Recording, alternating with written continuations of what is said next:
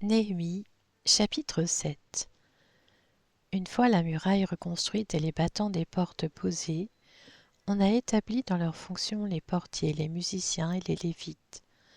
J'ai confié l'administration de Jérusalem à mon frère Hanani et à Anania, le chef de la citadelle. C'était en effet un homme intègre qui craignait Dieu plus que beaucoup d'autres. Je leur ai dit, ne faites pas ouvrir les portes de Jérusalem tant que le soleil n'aura pas fait sentir sa chaleur, et faites fermer leurs battants en les bloquant, alors que les gardes sont encore à leur poste. Instaurez des tours de garde pour les habitants de Jérusalem, que l'un soit à son poste de guet, l'autre devant sa maison.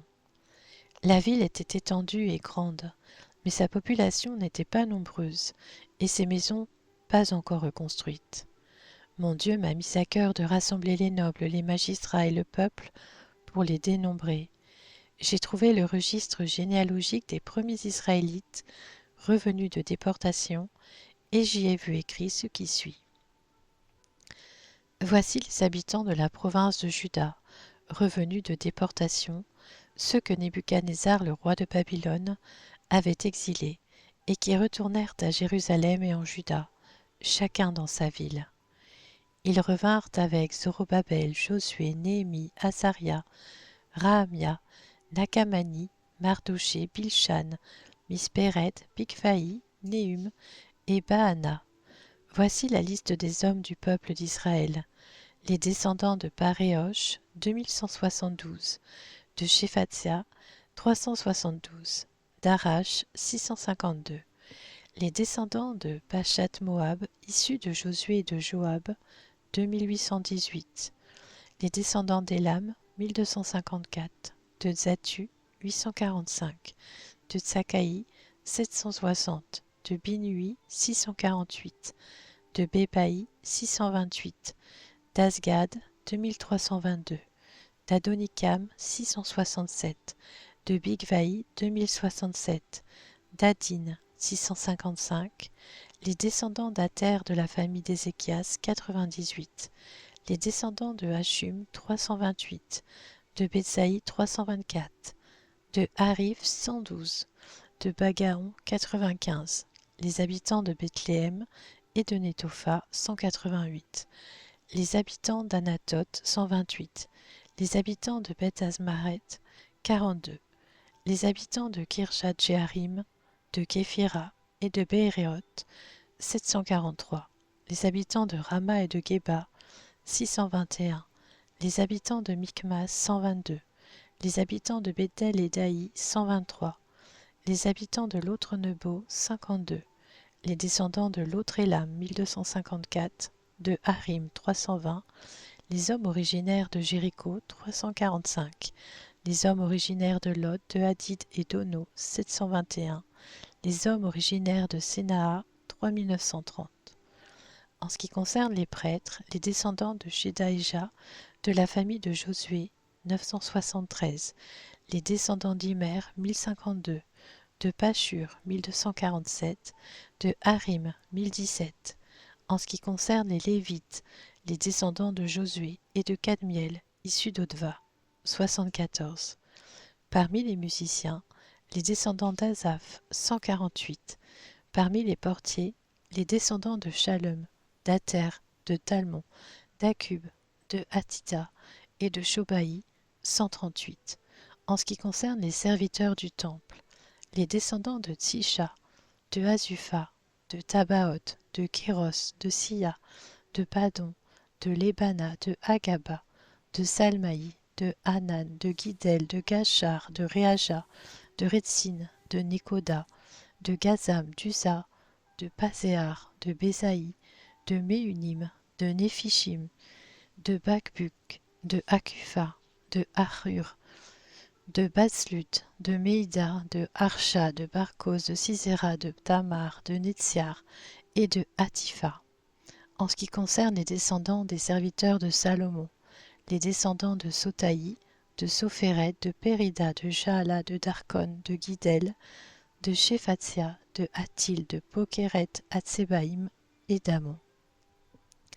Nombre total des serviteurs du temple et des descendants des serviteurs de Salomon, 392. Voici ceux qui revinrent de Tel-Mélar, de Tel-Archa, de Kérubadon et d'Imer, et qui ne purent pas prouver qu'ils étaient bien d'Israël par leur famille et leur origine. Les descendants de Délaja, de Tobija, de Nekoda, 642. Parmi les prêtres, les descendants de Obaja, d'Akots et de Barzillai, qui avaient épousé une des filles de Barzillai le Galaadite, et avaient porté son nom. Ils avaient cherché leurs actes généalogiques, mais ne les avaient pas trouvés, de sorte qu'ils furent déclarés impurs pour l'exercice de la fonction de prêtre. Le gouverneur de Juda leur interdit de manger des offrandes très saintes, et ce, jusqu'à ce qu'un prêtre ait pu consulter l'Urim et le Thummim.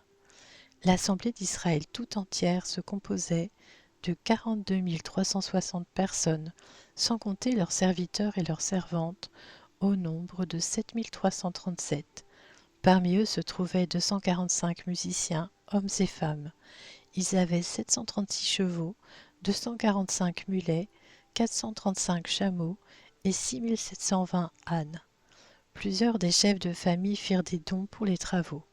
Le gouverneur, 1000 pièces en or, 50 coupes et 530 tuniques destinées aux prêtres. Les chefs de famille, 20 000 pièces en or et 1320 kilos d'argent. Le reste du peuple, 20 000 pièces en or, 1200 kilos d'argent et 67 tuniques destinées aux prêtres. Les prêtres et les lévites, les portiers, les musiciens, quelques membres du peuple et les serviteurs du temple, de même que tout Israël, s'installèrent dans leurs villes respectives. Néhémie, chapitre 8. À l'aube du 7e mois, les Israélites étaient installés dans leurs villes. Alors tout le peuple s'est rassemblé comme un seul homme sur la place qui fait face à la porte des eaux.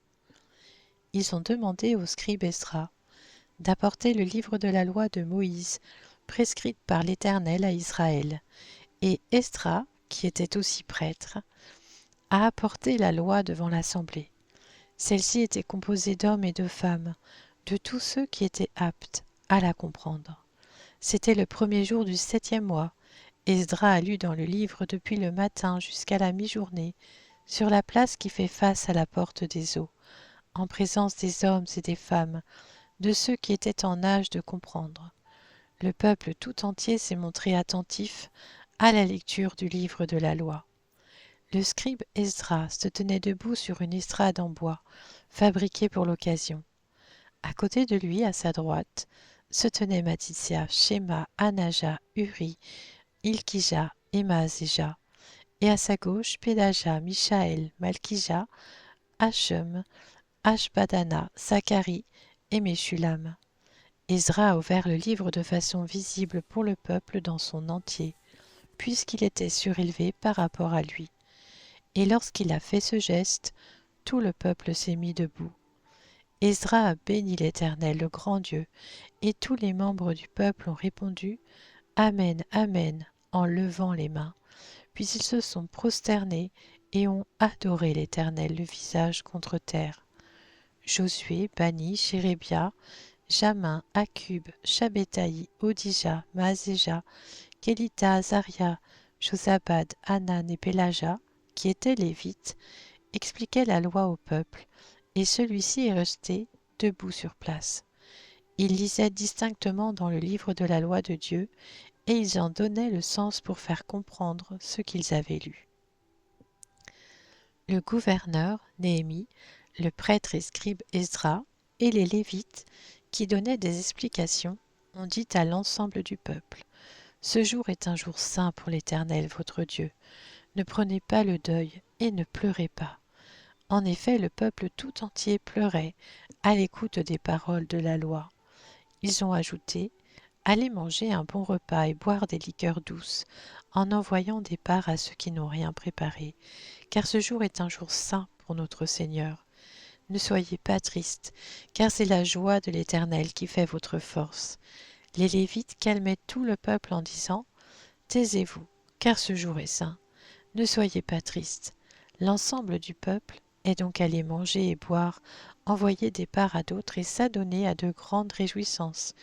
Ils avaient en effet compris les paroles qu'on leur avait exposées. Le deuxième jour, les chefs de famille de tout le peuple, ainsi que les prêtres et les Lévites se sont rassemblés auprès du scribe Esdras, pour qu'il leur indique le sens des paroles de la loi. Ils ont trouvé écrit dans la loi que l'Éternel avait prescrite, par l'intermédiaire de Moïse, que les Israélites devaient habiter sous des tentes pendant la fête du 7e mois, et faire entendre un message dans toute leur ville, tout comme à Jérusalem, pour ordonner: allez chercher à la montagne des branches d'oliviers sauvages, de myrte, de palmiers et d'arbres touffus, pour faire des cabanes, conformément à ce qui est écrit. Alors le peuple est allé chercher des branches, et ils se sont fait des cabanes sur le toit de leur maison, dans leur cour, dans les parvis de la maison de Dieu, sur la place de la porte des eaux, et sur la place de la porte d'Éphraïm. Toute l'assemblée des Juifs revenus de déportation a fait des cabanes, et ils y ont habité. Depuis l'époque de Josué, fils de Nun, jusqu'à ce jour-là, les Israélites n'avaient jamais célébré une pareille fête, et il y a eu de très grandes réjouissances. On a lu dans le livre de la loi de Dieu chaque jour, depuis le premier jusqu'au dernier. On a fait la fête pendant 7 jours, et le 8e, il y a eu une assemblée solennelle, conformément à la règle.